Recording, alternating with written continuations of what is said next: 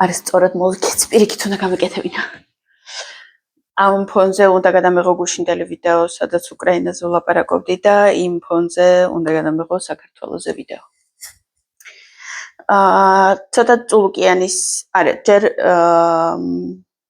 მადლობა მინდა გადავუხადო იმ ადამიანებს, ვინც გამოეხმაურა ვიდეოს თანხის აგროვებაზე იმისთვის, რომ ჩვენ გვქონდეს კარგი ჩამწერი პროგრამა, რომ ვიყიდოთ Zoom-ი ან StreamYard-ი, რომელიც თვეში $20 ღირს. სამი ადამიანი გამომეხმაურა. ერთი თავად ბატონი ბადრი იყო, ჩვენი ხშირი სტუმარი, რომელმაც თანხის ნახევარი ჩარიცხა. მეორე ახლა ის ტელეფონი უნდა მეჭიროს ხელში, იქ მიჩანს ვინ ჩარიცხა და დანიშნულებაში არ წერია, რომ ეს YouTube-ისთვის არის. და მე ასეთ ადამიანს არ ვიცნობ, ანუ ჩემი ახლობელი არ არის, ამიტომ ვიღაცამ უცხომ ჩარიცხა თანხა, ამიტომ მე ვფიქრობ, რომ ამისთვის არის, უბრალოდ დანიშნულებაში არ დაწერა. სახელად და გვარს მივაწერ ქვევით ვიდეოს და თუ თქვენ ხართ, დააკომენტარეთ, რომ ეს თქვენ ხართ და მადლობას გიხდით. ასევე ქალბატონი გამოგვეხმაურა, რომელიც ემიგრაციაში ცხოვრობს და სექტემბერში ჩავრიცხავო თანხას, რომელიც მთელი წლით უზრუნველყოფსო Zoom-ი თუ არხსო და სანამ თუ ქალბატონი არ გადაიფიქრებს და სანამ ის მოხდება სექტემბერში, ჩვენ მანამდე ერთი თვის თუ შევაგროვეთ, ახლა ვიყიდით და მერე სექტემბერში გადავიხდით მთელი წლის საკომისიოს. დიდი მადლობა. და ბატონ ბადრის ჰქონდა რაღაც პრობლემა, როცა რიცხავდა. ანგარიშს რო უთითებდა, იქ რაღაცა მონაცემებს ითხოვდა, არის თუ არა რეზიდენტიო და რაღაც ასეთებიო, პასპორტის მონაცემებიო თუ რაღაცაებიო. თუ ვინმეს უცდია და იგივე პრობლემა შექმნია, კომენტარებში დამიწერეთ, გამომეხმაურეთ, რომ გადავწყვიტოთ ეს პრობლემა, იმიტომ რომ ასე არ უნდა იყოს. რაც არ უნდა ვალუტა ჩარიცხოთ, გინდა ევრო, გინდა დოლარი, გინდა ლარი, არაფერს ასეც მსგავს არ უნდა კითხულობდეს საქართველოს ბანკიდან, როცა რიცხავ. კიდევ ერთხელ დიდი მადლობა გულშემატკივრებს, დიდი მადლობა ვინც იღებთ ამაში მონაწილეობას, ვინც მოწოდებით ხართ დეოკუპატორი. საქართველო იქნება დეოკუპატორი და ჩვენ ამას ერთად უნდა მივაღწიოთ. დეოკუპირებული და ამას ერთად უნდა მივაღწიოთ. ახლა ვილაპარაკოთ ცოტა წულუკიანზე. მე არ ვაქცევდი მთელი ეს დრო ამ საკითხს არანაირ ყურადღებას, იმიტომ რომ საერთოდ მკიდია ხოცები რას ეკეთებენ, მთავარი ის არის ჩვენ რისი გაკვეთება შეგვიძლია და მთავარი ის არის გარე სამყარო როგორ დგამს იმ ნაბიჯებს, რომელიც ჩვენ მიგვიყვანს იქამდე რა ხოცი გავაქროთ. და დღეს გადავწყვიტე რომ ვილაპარაკო, იმიტომ რომ უბრალოდ ვიცოდეთ სიმართლე იმათმა, ვინც ამ არხზე ვართ.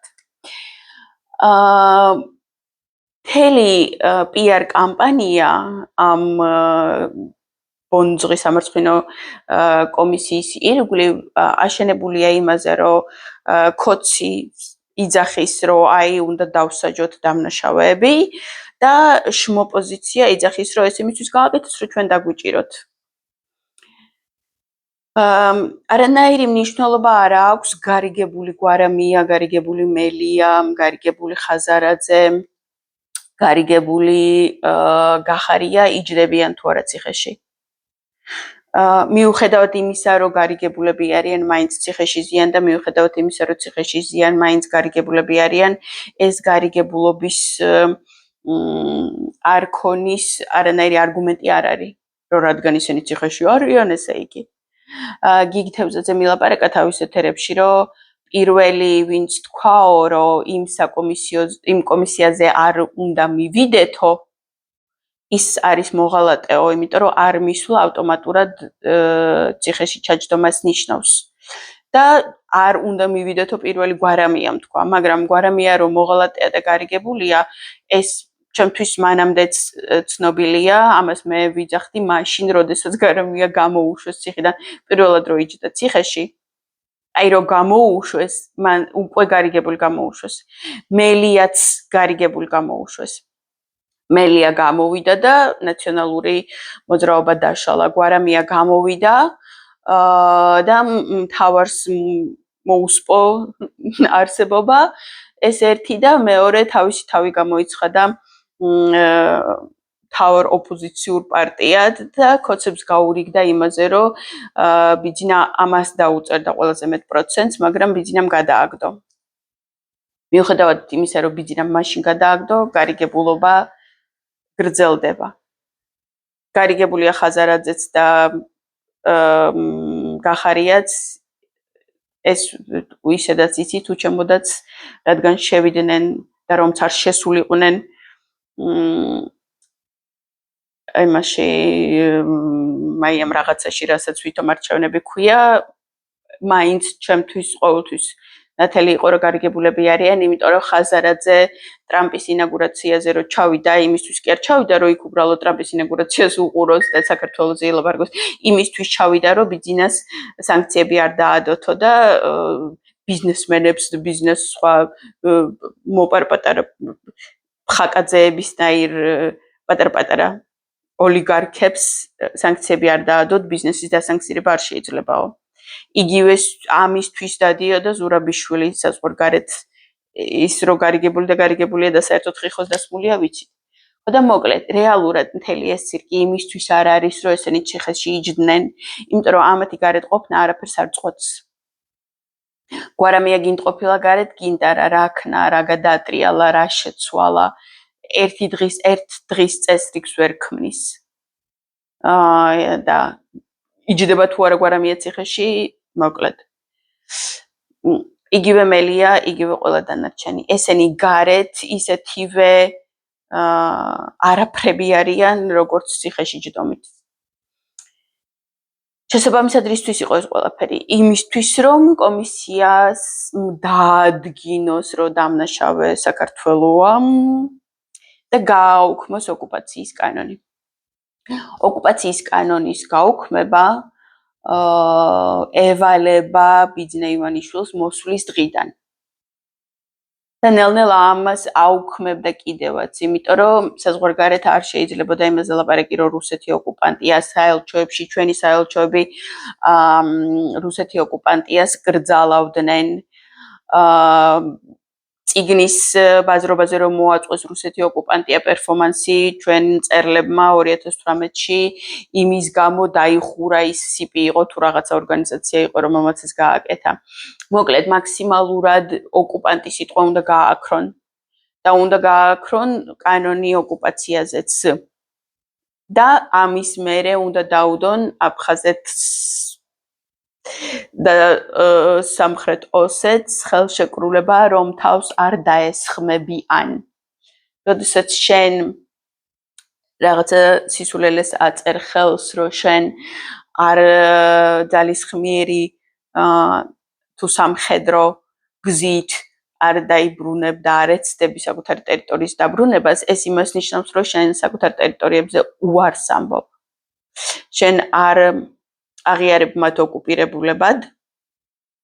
უკვე კანონის მიიღე, რომ არა ვართ ოკუპირებულები, რუსეთი არ იყო 2008-ში აგრესორი, ჩვენ ვიყავით აგრესორები, სააკაშვილი და Deep State იყო აგრესორი, Deep State-მა დააწყებინა სააკაშვილს ომი.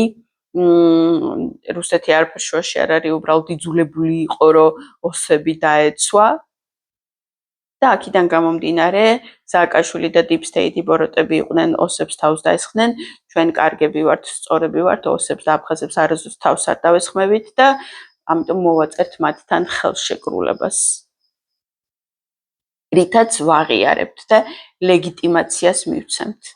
მიუხედავად იმისა, რომ 13 წელია ქოცი თავზეგვაზის და ივანიშვილი თავზეგვაზის 13 წელი ვერ შეასრულა ჯერჯერობით ეს დავალება და ახლა ამ დავალების შესრულების ბოლო ეტაპზე ვართ. ანუ ეს კომისია რო დასრულდება, საბოლოო დასკვნებს რო დაწერენ, ეს საბოლოო დასკვნები იქნება საფუძველი იმისი, რომ დეოკუპაციის კანონი გააგრძელონ. ერთადერთი ჩვენი იმედი იმისი, რომ ეს არ მოხდება, არის ის, რომ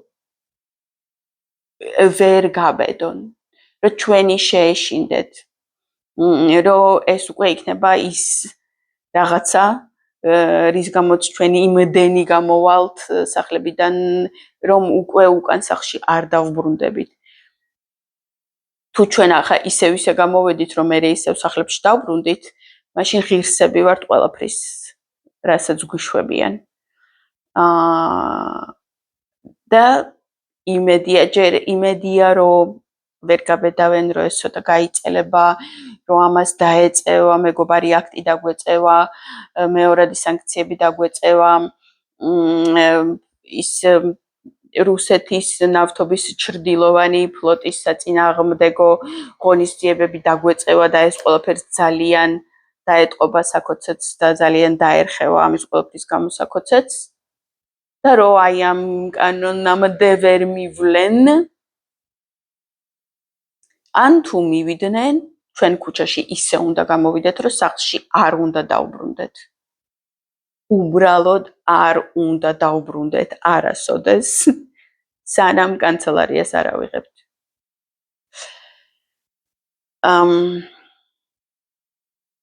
კიდევ ერთხელ წულკიანის კომისია არსებობს იმისთვის, რომ გახდეს დეოკუპაციის კანონის გაუქმების საფუძველი და არა იმისთვის, რომ გამღლებული მელია და გვარამია იჯდნენ ციხეში. მათი ციხეში ყოფნა არ ყოფნა არაფერს არ წყვეტს და ზოგადად არაფრები არიან, ცარიელი ადგილები არიან. ვიფიქროთ ამაზე, ვადევნოთ ამ საკითხს თვალყური, როგორც კი დავინახავთ, რომ ეს ხდება, მოვემზადოთ იმისთვის, რომ უნდა დავირაზმოთ და დავირაზმოთ უკვე საბოლოოდ. საქართველო იქნება დეოკუპირებული ქოცისგანაც და რუსეთისგანაც.